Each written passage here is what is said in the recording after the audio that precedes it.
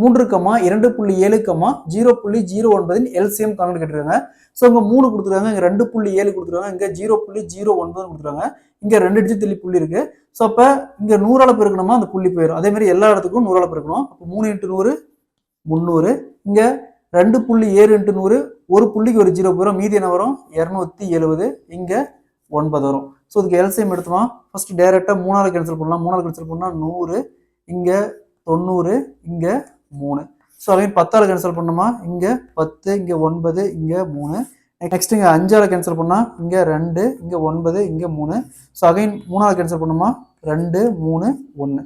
So next இதுக்கு மேலே எதுவும் காமனாக வகுக்கக்கூடிய எண் எதுவும் இல்லை. அப்போ இதை அப்படியே பெருக்கணுமா 3 × 10 × 5 × 3 × 2 × 3 × 1 = 2700. நம்ம ஆல்ரெடி பார்த்தோம்னா இங்கே 100ஆல் பெருக்கிருக்கோம். அப்போ இங்கே 100ஆல் வகுத்தோமா 2 0 2 0 அப்படியே போயிடும். மீதி பார்த்தோம்னா 27 இருக்கும். ஸோ அப்போ இதோட எல்சிஎம் பார்த்தோம்னா 27. Option D is the correct answer.